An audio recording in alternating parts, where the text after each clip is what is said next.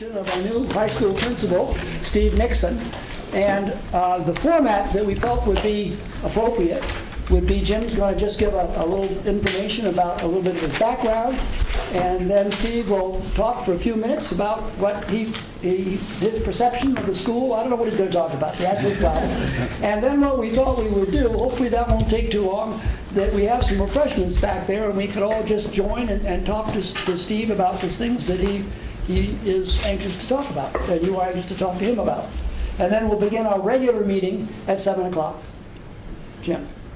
So I'm not going to give the background on Steve. I am going to introduce him. Principal of Mount Anthony Union High School, Stephen Nixon, who has prepared a little bit. I asked him to be ready to talk about his background and what brought him here at Mount Anthony. So welcome to your first meeting at Mount Anthony Union High School. Thank you. Well, even though you're at the middle school. Well, thank you. I would like to just give you a quick overview of who I am and what I've done in the field of education. And that should go fairly quickly, and why I'm here, why I chose here. And then again, you're free to ask any questions that you'd like after that. I'm Steve. I like to be called Steve. I don't like it to be too formal. I've been in education for about 25 years. I started out I grew up in New Jersey. And Excuse me, Steve, are you picking up his voice all right? Okay, good. Yeah. Sorry. So I grew up in New Jersey, and I started my educational career there. I received a bachelor's degree and master's degree in history, and I became a history teacher. And I was a history teacher for several years in New Jersey. And then I met my wife, and she wasn't my wife when I met her. And then we got married, and it's always been a running joke in our family because she was from Florida at the time, and I don't particularly like the heat, so I didn't want to move to Florida. I asked her if she cared to come to New Jersey, and she just laughed. So we picked a place we really liked together, and we picked Massachusetts. And we went to Massachusetts, and as soon as we got there, I started looking for a teaching job. And I received my first teaching job in Massachusetts in Martha's Vineyard. And I taught there for several years. Then I became the dean of students. Then I became the assistant principal. Then I became the principal.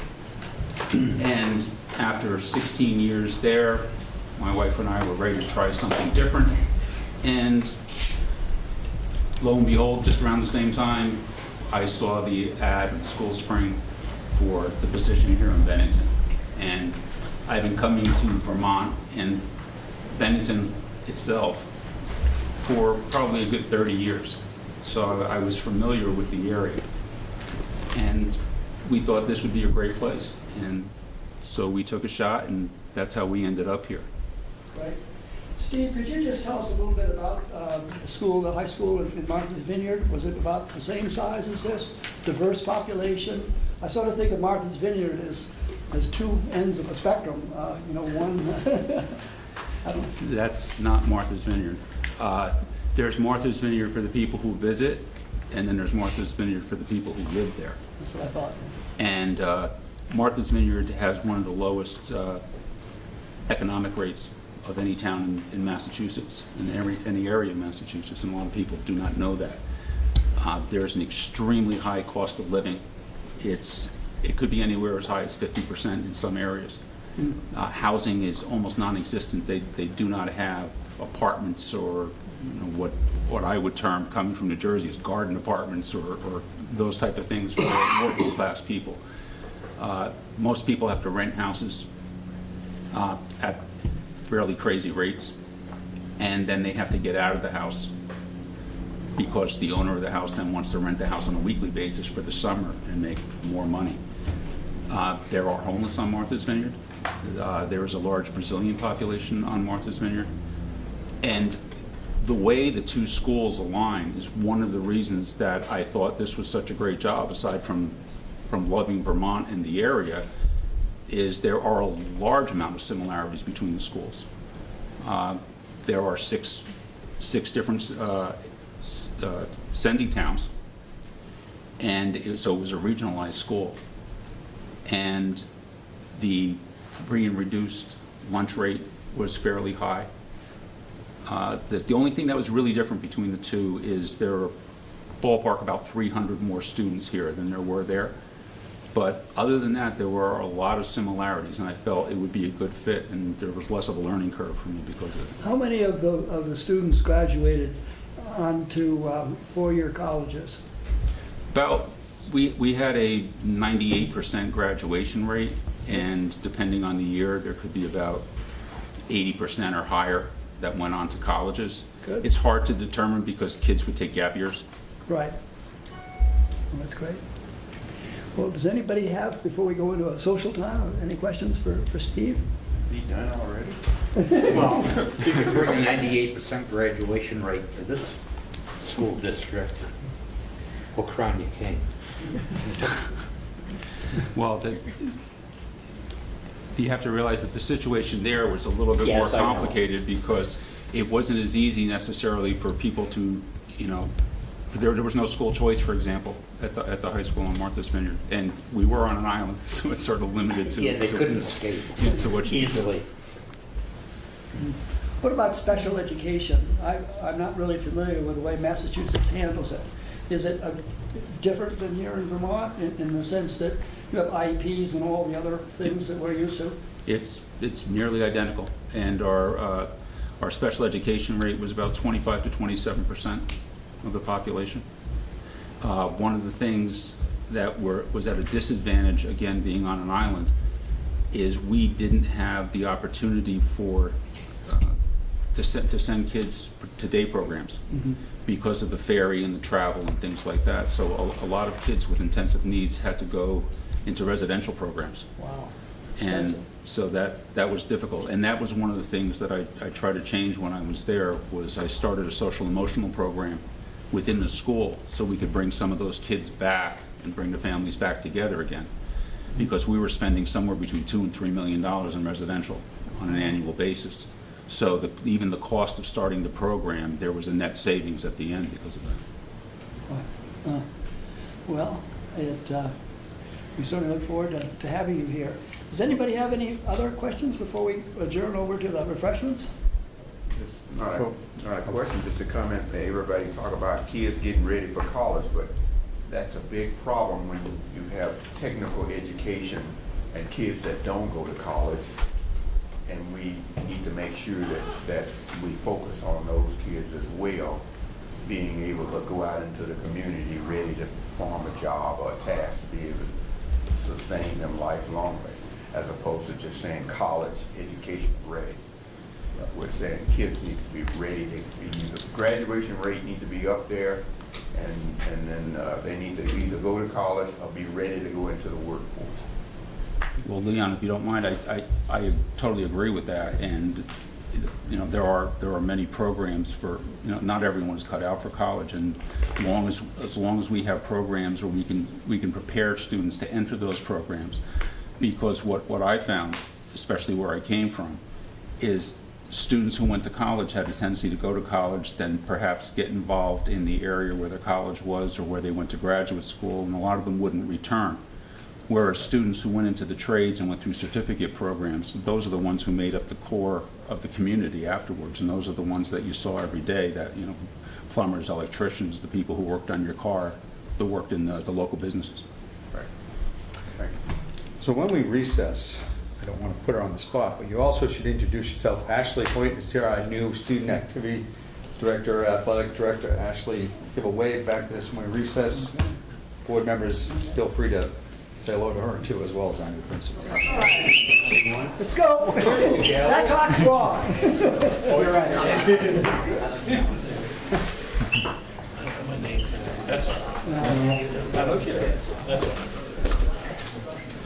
I need 5 more minutes to finish. Wait, one more minute. Good.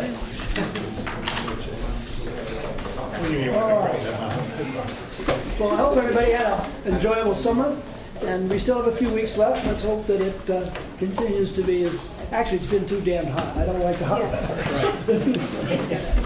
You're used to it. Okay, any public comments? Are there any public comments? Okay, we can go on then.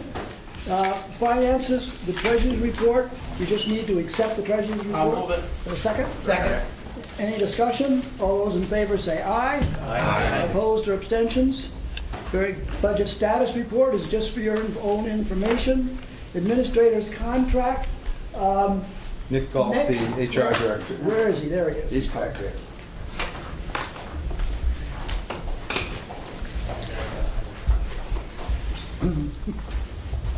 Pass this down that way.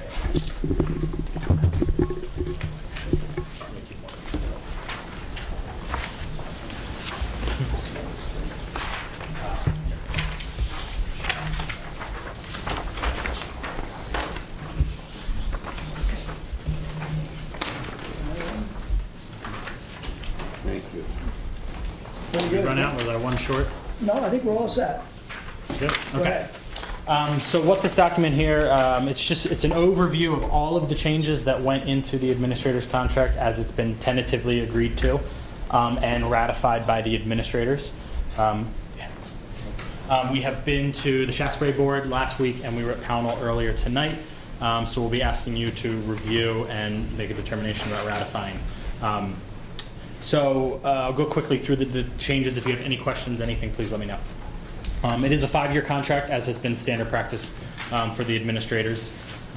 Retroactive pay increases back to July 1, which is also fairly standard if we, negotiate in good faith and finish in a reasonable time, which we did. Article 1, recognition. We removed any references to North Bennington simply because they no longer have an administrator in the association and haven't for some time. So we've removed North Bennington from the recognition section. Article 5, the administrator rights and privileges. Previously, it indicated that an administrator could bring a representative with them to a meeting, but only at the second meeting. So this would be relative to maybe a disciplinary meeting. They wanted the option to bring a representative with them to the first meeting or to any meeting, which is a right that the teachers and the ESP employees have. So that's the language included in there. The administrator personnel file, the previous language allowed an administrator to, with written permission, allow anyone from the public to view their file. We agreed that language should be removed, and now permission to view the file is only granted to the superintendent's designee, and the administrator. Article 9 regarding leaves. There was some confusing language about the request for a sabbatical leave and the timeline, and we just clarified the language to make sure that the timeline was clear and the dates for a sabbatical request were clearly understood. Insurance, specifically health insurance. A plan as established for the administrators mirrors the teacher health insurance plan and has done so since January when we went on to the new plan. So this is what we've been operating with for the last 6 or 7 months. So it's the same plan, the same contribution levels and everything that we do for the teachers. And if anybody has any questions about that, I can get into as much detail. I don't want to go into it at all, but is there any provision in this if the requirements for the insurance changed? Absolutely. So we have an opener clause that, and we'll hit that on a later bullet point, but that we can open the contract if there's a major change to the health insurance plans that are available, or if there's some form of district consolidation. We could agree to sit back down at the table and negotiate any changes we felt were necessary. Article 12 is an earned time benefit. This basically, if an administrator is resigning or retiring, they can receive a prorated portion of their sick time as a payout, similar to the teachers. We've established a new deadline for that notification of January 6th. Previously, it was a certain number of days. I don't remember, 60 or 90-day notice. But that's the same deadline that we have for teachers. So if they give a notice that they are resigning or retiring by that deadline, they're eligible for that earned time benefit. Under the evaluation section, the old language stated that the superintendent had 10 days to provide the written evaluation, that the administrator had 10 days to provide a written response. We added 5 days to each of those deadlines just to allow both the superintendent and the administrator more time. We know everybody's really busy, so it just gives them a little more time to do that. Article 18, workday, was essentially just established that the administrator may need to work more than the standard workday to accomplish the job. We felt that that was A, understood, and B, covered by state and federal laws, which as exempt employees. They work until the job is done, so we removed that section as we felt unnecessary. The renewal, Article 20, there was a recall period for administrators who have been laid off due to a reduction in force. That recall period was 3 years. We've shortened it to 2 years. And we've also added some language that clarified both bumping rights and reduction in force procedures to distinguish between principals and assistant or associate principals, so there's no confusion if we have to do a reduction in force, who has bumping rights across the lines between the two different positions. Also, the resignation article had similar language about the sick time benefit, so we clarified that that is a January 6th deadline as well. It's a bit redundant. And also added language that at the superintendent's discretion, he or she can grant that sick time payout if the notice is not by January 6th, if there are extenuating circumstances. Article 26, the duration, 5-year contract, as mentioned before, and this is where that opener clause exists if there's a major change to the health insurance plans available, or some sort of district consolidation in the future. We have the option to sit down at the table and renegotiate any sections that might be affected by that. And then last would be the salary section. So we looked at a history of the last 10 years as presented by the association, in which the administrators had essentially received 1% raises on average. That's because they've been tied to the teacher salary schedule. The way the administrator salary schedule worked is their base is the highest salary on the teacher schedule. So because traditionally that salary does not move very much, they've reached the max step. They're not getting new steps, so they're getting a small, usually 1 to 1.5% increase. That resulted in the administrators receiving that same 1 to 1.5% increase over their last 2 5-year contracts. So we agreed it made sense to unhinge them from that teacher salary schedule so that they could get a steadier, more reasonable increase each year. So what we did was we established a new base for the next 5 years, and that's a base that can then be negotiated each contract. Say that again? So we have, rather than the Yeah, I understand, administrator but did you say you're going to negotiate the base each year? going forward, so we negotiated it for the next 5 years. Okay. And then in future contracts could negotiate new bases. Okay. Because the teachers added a new step 20 in this year, the administrators were actually scheduled to get about a 2.4% increase. What was proposed and agreed to was a 3.7% increase this year, followed by 2.5% increases in years 2 through 5. And the board felt that the board committee felt that was reasonable given the history over the past 10 years. And then the last item there in that same Article 27 is the 403B contribution. Currently, an administrator who has more than 5 years and who makes a 5% contribution to their 403B gets a 5% matching contribution from the district.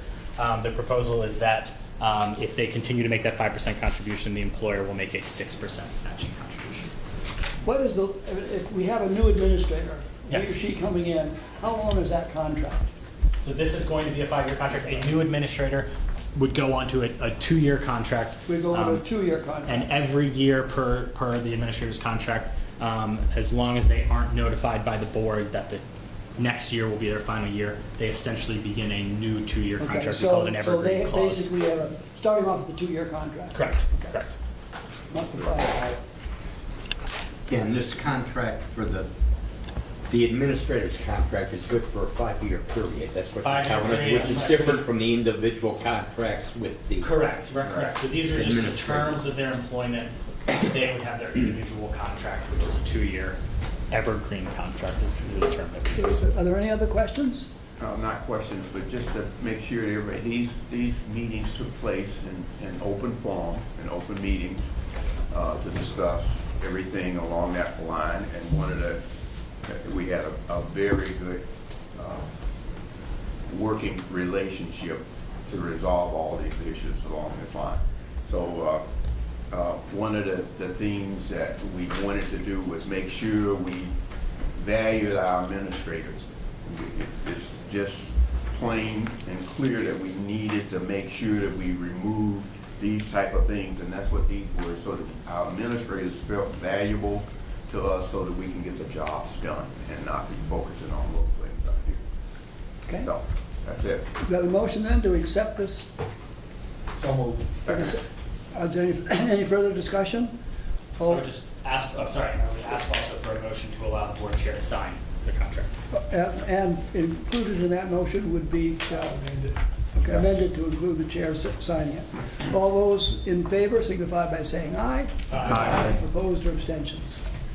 Thank you very much, Leon, Nick, all those people that put in the time and effort. It's always a lot of work. Thank you.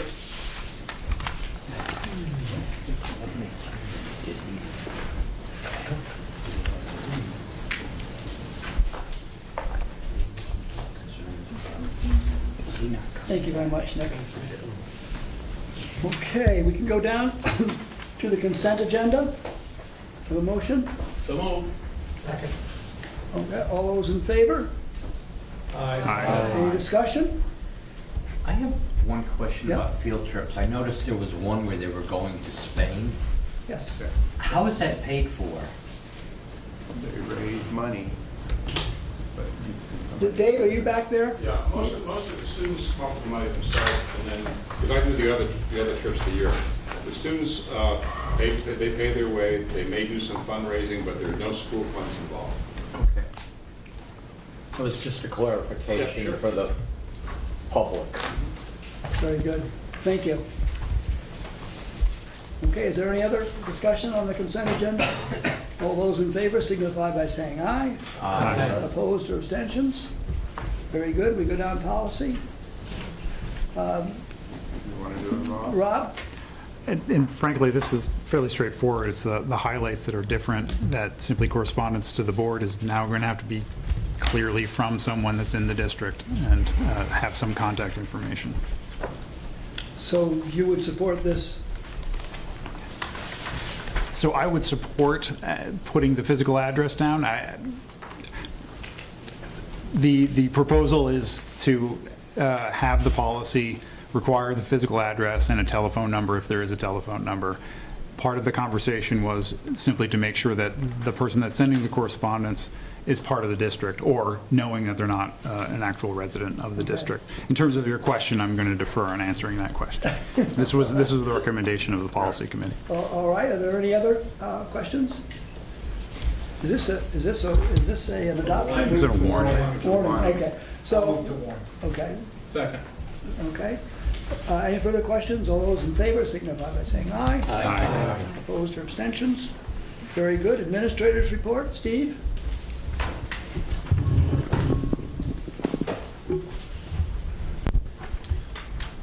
Thank you. I would like to start by saying it's been a very interesting month and a half. It's gone by rather quickly, but there is a lot of activity going on at the high school, getting the building ready, getting information ready to inform parents. I was highly impressed by the number of teachers that come in constantly over the summer to either volunteer to work on committees or to work on interview committees for new hires. And I'm really looking forward to the beginning of school, and I think we're very well prepared for. The one thing I would like the public to know, especially parents, next Thursday, the 23rd at 6 o'clock is freshman parent orientation for all freshman parents, and they can bring their freshman students. We are going to have some presentations in the auditorium beginning at 6 o'clock Right. to give them an overview of the school. And then at 7 o'clock, we'll have a reception in the cafeteria. There'll be some teachers there, administrators that they can have discussions with and get to mingle. There'll be tours of the school. And then 1 week later, the freshmen will begin school. What do we do about publicizing that so we get people to show up? For parents, we send a letter home and contact every individual parent. That's to great. let them know about it. And we're going to get it out on social media and on the website. Jim, don't we have a public relations person now? I wonder if he could, if Derek could get something in the paper. Yeah, we will definitely get to Derek and get it out there. Right. And just the last thing that I would just like to piggyback is on a personal note. I think I'd be remiss if my first time here, that I didn't thank a lot of the people that have made this possible for me and for the school to be successful. I'd like to thank the superintendent and Nick and Laura from the superintendent's office, who are great. Nick did an amazing job with all the certification between states and things like that to make it a smooth transition. So I really would like to thank them. The two gentlemen over my shoulder here, Christopher Barnes and Dave Barrio, have had to put up with relentless questioning. I was like an 8-year-old for a month and a half of constantly asking questions, of which to them probably some seemed like I was asking why the sky was blue. They were patient through the whole thing. They were extremely informative. Christina Gabris, the office manager, the guidance department, the secretaries, I could not have done it without these people in that amount of time. They are a wealth of knowledge, and I really would like to thank them. And lastly, community members, board members, parents who've either stopped me when I've been out in the street already or have come in to see me, and I just think it's wonderful. And it taught me a very important lesson. I always thought Vermont was beautiful because of the way it looked and the geography of it. But in being here in a month and a half, the people are actually what make this place. And the people are what makes Bennington. And I have met some fabulous people in a short amount of time, and I am very, very grateful for that. So thank you.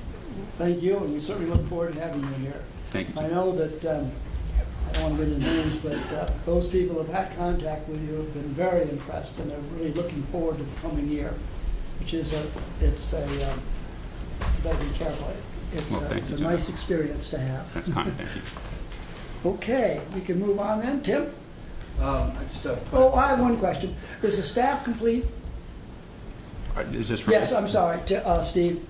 We just did a couple of interviews yesterday. We have 2 potential hires that are in the pipeline, and we have 1 more to look forward to, and then I think we're just about complete, barring any last minute changes. Good. Tim? just a clarification from the superintendent. I have 2 pieces of my report. Would it be okay if the student reported first, introduced himself and reported? We can do high school and then I can do my middle school part. Sure. Would you please introduce yourself? So, hi everyone, I'm Jason Lee and I'm the student representative on the school board for the next school year. I'm going to be a senior in high school next year, so I have a lot of upperclassmen information to share with you guys. So first off, tomorrow, Thursday, is the first day for most fall sports tryouts. And I know all my friends, students are very excited for it because everybody loves sports. It's a fun way to make friends and people love to communicate on the team. Then next week, as Mr. Nixon said, we have a freshman orientation coming up. The National Honor Society is invited to help and help the freshmen to tour the school, share the information with them, and tell them like what's the difference between high school and middle school, and how do you prepare you for the high school. And the first day of school for the upperclassmen is going to be the 31st, which is the day after freshman starts. But we are invited to help the freshman day, which is the 30th, to help them to get around with the school, help them to learn like what's out there, what's the clubs they can join, and what sports can they do. So I think all of us are very excited for it. And thank you. Well, thank you very much. And I apologize, I didn't get your name. I'm Jason. Jason? Yep. Okay, that's easy. Did you need to spell it for LIE? Okay, very good. Tim? Thank you. And Jason, by the way, is also the proud captain of the cross-country ski team this year, so congratulations on your captainship. No. So, a couple of things. A couple of announcements from the middle school, then I have a separate report to the board. It's been a busy summer at the middle school. We hosted the Mosaic Summer Program. We had our summer school here and the band theater camp. So if you visited us in July, it was a hopping place, lots of kids moving around. I want to thank Darlene and her crew for the cleanup and the prep that's been going into the building. The floors are shiny and the rooms are clean, and we had a whole host of new teachers in the building today, so it was a nice positive energy as folks were planning to move in and excited to meet students. I also want to thank Sarah Hollister and the office crew. We've kept them busy all summer. They get the summer mailings out and now starting to help parents with registration and getting to know the new building. I always appreciate their help. Also, we're going to be welcoming 11 new staff at the middle school this year. There'll be 9 new teachers and 2 new paraprofessionals. So that'll be good. Most of them were here today. They're very excited to be here, and we're excited to have them. A couple of dates for folks, the planners who are tuning in to watch us. Next week, the week of August 20th to the 24th, the middle school is open to both students and their families to come and tour. We absolutely encourage students to come with their schedule in hand. We'll be happy to hand you a map, walk you around, show you the building. The building is open for those tours from 9 to 2. We recognize that families that may have both parents or all family members that are working place during the day. So on Wednesday, the 22nd, we will be open from 5 to 7. Office will be available, maps will be available, and tours will be ongoing. So we encourage folks to come in, students to get acquainted with the space. First day for middle school teachers is Monday the 27th. First day for all students. We don't do a freshman first thing like the high school. All students will be here on Thursday, August 30th. And then for folks who are really ahead of me on planning, the middle school open house will be Wednesday, September 12th at 6:30 p.m. And we encourage everybody, and folks who are experienced and folks who are brand new to the building, to join us. It's an opportunity to meet teachers and share some information. Tim, how about the bus schedule? Has that been taken care of? The parents been notified? Bus schedule gets printed in the newspaper, and that goes through the central office, and that's usually coming out pretty soon. It'll probably usually come out about a week before school starts. Okay, did we make any arrangements for the drop-off time here at all during as we were putting the schedule together in the morning? As far as not arriving before 7:30? Yeah. That's been a request from Dufour, and I'm sure Mike is working on that. Okay. Very good. Are there any questions? All right, we can move on then. I was asked by the superintendent also to share. Is this the place, Jim, or do you want to tell me when to share the information as far as follow-up from the June meeting? This would be good. You can do it. It's going to go into the superintendent's report, but you can do it now. Go right ahead. Okay, all right. So I've been asked by the superintendent to provide some follow-up information for folks who may have participated in the June meeting that we had in this space regarding proficiency-based learning. As a reminder, there was a question out of that meeting, and there's also some information I want to share about our plan as we start the school year to include our school community as we put proficiency-based learning into place. There was a question: is there enough staff to support PLP process at both the middle school and the high school? The short answer is yes. At the middle school, we support the development of what are called personalized learning plans through our advisory program. We have advisories every day here. At the high school, it's slightly different. The high school uses what they call an SOS program, but they are similar in their nature in that it's one teacher, a small number of students meeting daily with the idea that you build a relationship with that adult and those group of students. So that adult is available to help students with their personalized learning plan. And in addition, both buildings have guidance counselors who are available to meet with the individual student and help with anything that they might need as far as planning the personalized learning plan. In preparing for this coming school year, 2018-2019, one of the outcomes from our meeting in June was that the school community was very clear in that the need for clear and consistent communication as proficiency-based learning is implemented at the MAU. I'm going to give you 4 steps that we have identified as a team over the summer. We feel that it's going to require students, parents, and staff participation as we move forward with this. The district has already an SVSU proficiency-based learning team, and that team will continue to meet this year. The middle school and high school will be seeking 1 or 2 parents to participate as members of that team. So 1 or 2 parents from the middle school, 1 or 2 parents from the high school to sit with a district level team. The MAU board, this board is asked to have 1 or 2 members serve as members of that district team to participate in those discussions. Parents interested in participating can contact their building principals. That would be me or Mr. Nixon. In addition, there are building level teams meeting at both the middle and the high school. Both of those teams will continue to meet in the coming year. We are planning an event in September that will be invitations sent out to board members, parents, and community members to discuss proficiency-based learning in our school district. In preparation for that discussion, we are requesting folks to think about the following questions. What are your questions that need to be answered? We have already heard about the need to discuss standards-based grading, looking at practice in the classroom, and the important transition to college. But we look forward to hearing and addressing other questions and concerns that are circulating in our community. The SVSU is also seeking input on what other groups within our community should be involved in this discussion. We want to welcome Derek Carson as the new Public Information Coordinator for the SVSU. Some of you have probably already met him, and you may already have known him as his work at the Banner.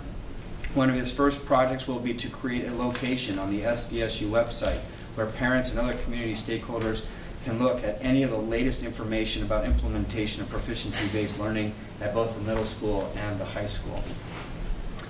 And then lastly, all SVSU schools, this is elementary, middle, and high school, will be offering information on proficiency-based learning during their open house parent nights at the start of the school year.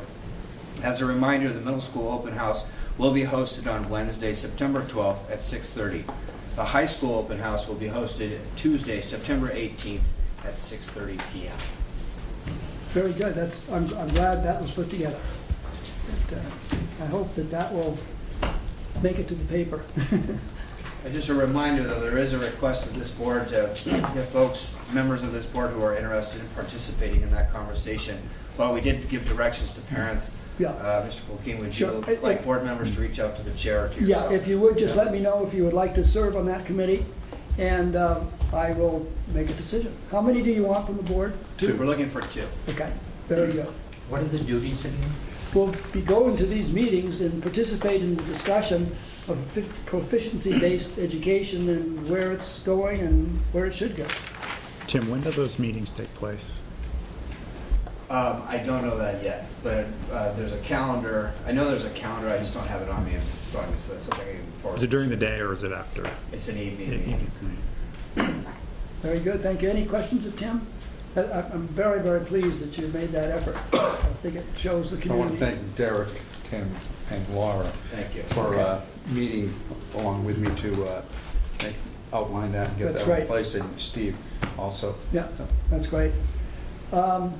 Okay, we can move on if there aren't any more questions. Superintendent? Good evening, everyone. One thing that has been mentioned, you heard that we applied for some school safety grants, and I'm pleased to report that Mount Anthony did receive what it asked for. The high school received a little over $18,000 for a visual and auditory lockdown mass notification system inside and outside the building. The middle school received $14,800 for that same system. And the middle school also received almost $4,000 for the installation of a key fob entry system at the rear maintenance door. So we're hoping that this will, I feel that this will really make both facilities safer for our students. This represents roughly 75% of the cost. Part of the grant is that we have to put in 25%, and our Director of Finance assures me that we do have that to do that. And we received authorization this week to begin spending that money, so we can try and get those systems in as quickly as possible. So thanks to Vic Milani and actually my administrative assistant, Karen, for their work in getting those grants done, along with Paul and others.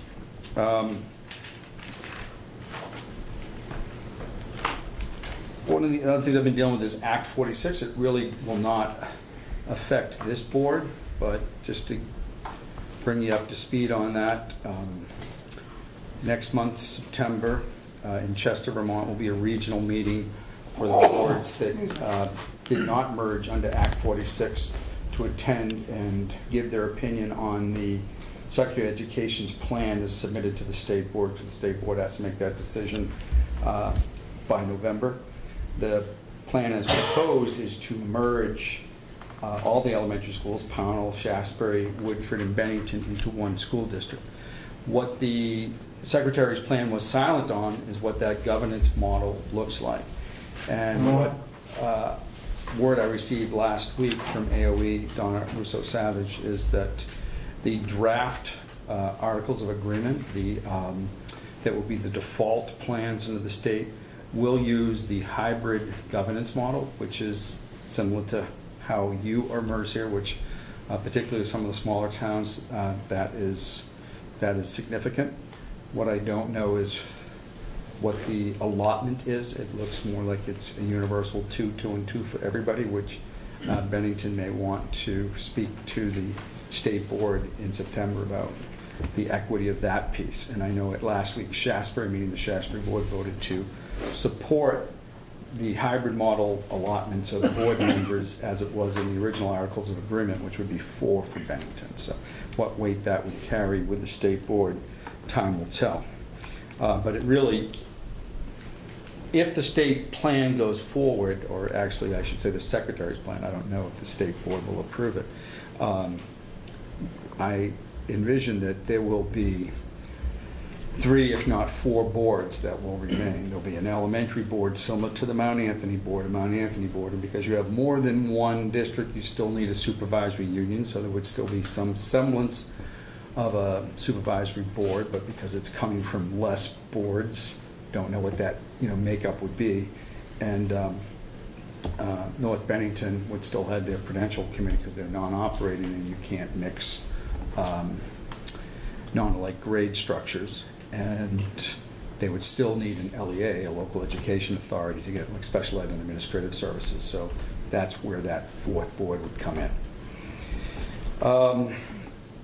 One thing that we did do this summer, you hear us use the term professional learning a lot. So what we do every summer is we bring the administrators together. We call it an administrators retreat, but it's really a 2-day learning session, some classes in the morning, and a little bit more fun activities in the afternoon. So some of the things that we did with your principals and central office administrators, and that's all principals from all schools and vice principals and central office administrators, we had a presentation from our Human Resources Department on social media and free speech, which is something that administrators are dealing with on more and more of a frequent basis. The Director of Curriculum gave a presentation on the continuous improvement plans that all schools are operating under. And you've heard it mentioned twice already today, and it's becoming more and more prevalent. We had our new coordinator of communications, public communication coordinator, Derek Carson, come introduce himself to the principals, and we had a session with how best principals and schools can use this position, and we're already seeing some fruit come from that. So that was, we had a presentation led by your Vice Principal Dave Barrio on trauma-informed practice, coming off a course that he and many other of our teachers and administrators are taking this summer. And the finance department, there's a lot of changes coming with how we do budget control groups, and new charts of accounts are coming from the state. So Renee Gordon, that was all part of the presentation.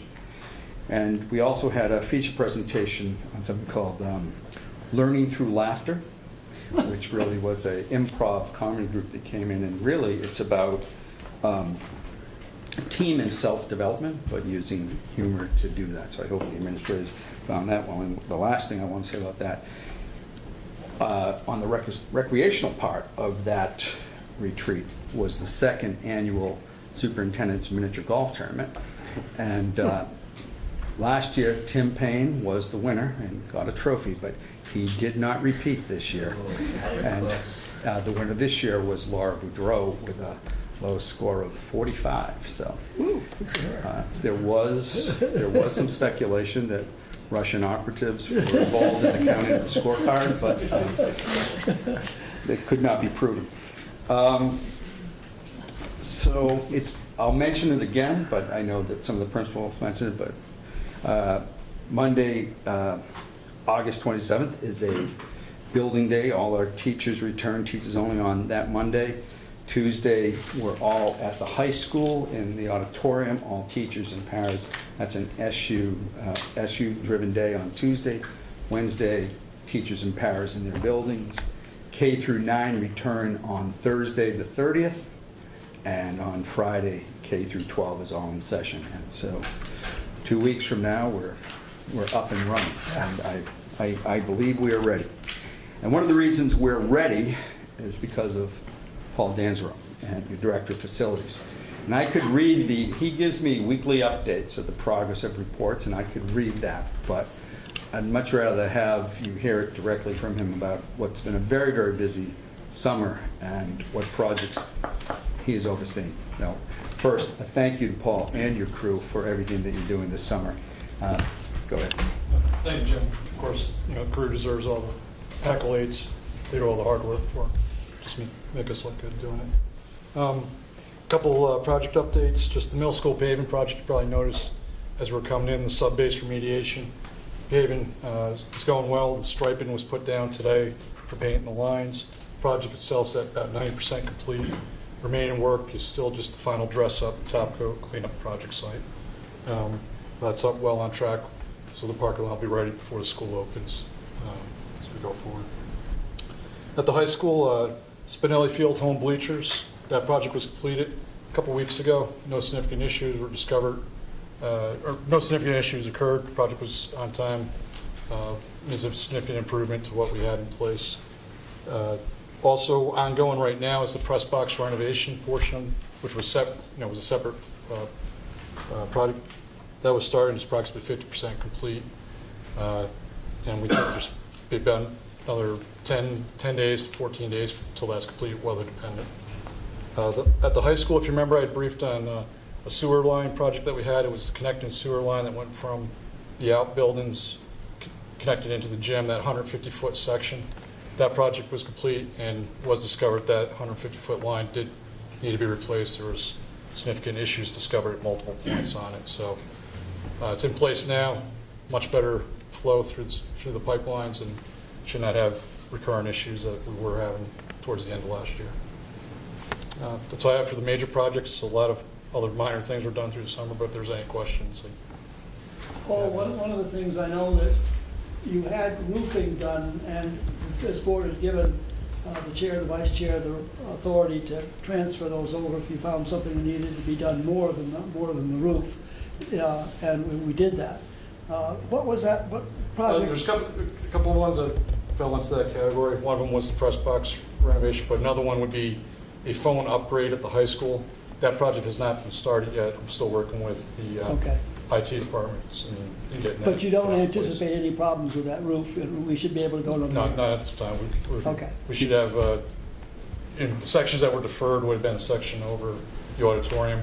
That's still in sound shape. It's just the age of it. It was getting time to replace it as part of the roof plan. I also have to commend you with dealing with an unexpected issue with the parking lot project here. You glossed over the difficulty that you had to deal with. Did you want to explain that? So during the parking lot project was discovered several weeks ago was the primary power line that comes up the driveway to the pole goes underground. What was on the original plan, we believe were on the plans, was not what was in reality. So that line was discovered during paving, during the dig portion. Could you clarify this? Yeah, so during the excavation, it was struck with a backhoe as it was near the curb section. Damaged the conduit, damaged one of the three lines, which shorted out the power at the pole. Of course, the breaker did what it was supposed to do. What we ended up doing was replacing approximately 400 feet of cabling and installing a new junction box in the parking lot. The option, or if the other option would have been to try to run 800 feet of cable, so we kept what was still. All precautions were taken. DigSafe had been involved. Correct. Plans were consulted. It was not, the conduit was not where they were, where it was supposed to be, and DigSafe doesn't mark private property. At that point, it was our property. So it was unavoidable, but Very good. handled And well. Surprisingly, it had not been discovered though in the other 3 years of the excavation, so it's the first time. Does anybody have any questions for Paul? So we have a three-phase service coming in to here, Correct. along with the Mount Anthony building? They must No, have it's the same line. Okay. It's it's the primary that comes up. Yeah. Then becomes customer owned. Up the main line. Thank you very much, Paul. We all do appreciate your efforts. Thank you. And the last thing I'll mention is, to mention it too, today was a new teacher workshop, We had over 25 new staff members for all the schools here in their library here today, hosted by the Human Resource Department and by Curriculum Department. And it was attended by, we had a little reception. Every available administrator staff member was here to meet and greet the new teachers that are coming on board, and they went at the beginning of their training and paperwork and all of that today. So it was good to see happy, new, enthusiastic faces ready to get going. So, It always is. How long does it last? that's, you know, in my welcome back letter to staff, I said that's one of the great things about working in the field of education. There's a renewal every year. That is true. All right, we can move on then if there are no other questions. I would, just a very short report. I'd like to thank Amy and Dave Fredrickson for the work that they did in preparing the awards, recognition awards that we gave to 4 different teachers. Amy was very good. I forgot, did you go to Thomason's or whatever it is? Yeah, Tomasi's. They were Tomasi's, great. whatever it is, got very nice glass, whatever they were. And Crystal, very good. And they were very, very much appreciated. I don't think I told you, but I had two notes of those teachers saying. So thank you very much. Dave, thank you for taking care of Tim Brown. And Leon, thank you for signing when I wasn't here. Okay. Once again, I'd just like to remind those people that would be interested in serving on the committee that Tim mentioned to give me a call. I'd like to get that information to Tim by the end of the week. So do let me know if you'd like to serve on that. I can't think of anything else. Excuse me? I got others. Okay. For you. I did too. Okay, we'll get there. We go down to other. Ed? Well, this comment should have been under yours, the chair report, in terms of a comment that was made in the public about a policy 7100 and whether that had anything associated that involved media control for the board members. And I looked everywhere. 7100 doesn't address anything about media in terms of the board members and so forth. But, and then the question was it anywhere else? Well, I searched some other places. The only place that talks about that is under the Vermont Code of Ethics for school board members.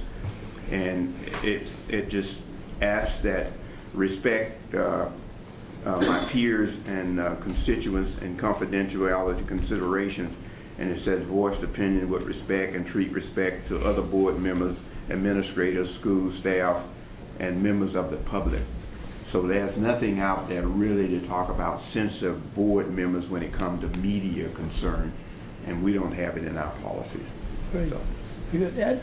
Yeah, I noticed in the agenda that there was a list of stipends, and there were no costs associated with that. The same goes for all the coaching positions.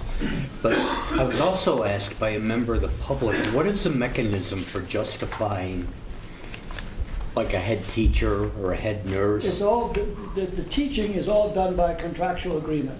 And it's based on seniority, it's based on degrees that you have, and so the coaching is done by a whole list of different things. The responsibilities you have, the number of students involved, how many night things you have, all that kind of stuff. I know that the question that I couldn't answer was, how do you justify the need for the person with the stipend? And I don't have an answer to that. I'm not exactly sure what specific you're talking about. Well, if you're gonna, let's say you're gonna have a head typing teacher. Yeah. How do you justify the need for that position?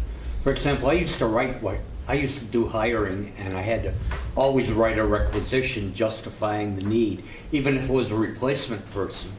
And you had to stipulate, here's why we need to fill this position. And I just wondered if we have anything any of those like that is done, because I couldn't answer the person. Any that of those asked. any points that are in there today for lead teachers, that's an annual appointment every year, so that those positions have been established and are in the budget, are in the teacher's contract. So it's not a permanent appointment, so that's why they come up, you see them come up every year. we have head teachers and we have this, that, and the other thing. And they're all part of that contract. I Maybe know- it'd be helpful to talk about what the responsibilities of the head teacher are. I think that's the question. Yeah, we could define that a little Yeah. bit more, sure. We've had that discussion. Was that in the past. specific question? What does? Sort of, yeah, and I was caught off Let me- guard let me- because I Let me didn't look have into an it and maybe answer to the speak with question. Laura and see what we can come up with, Okay. answer that. Are there any other questions? If there are no other, I would accept the motion to adjourn. So moved. Second. Any discussion? All those in favor? Aye. Opposed? Very- Nomination at the bottom here.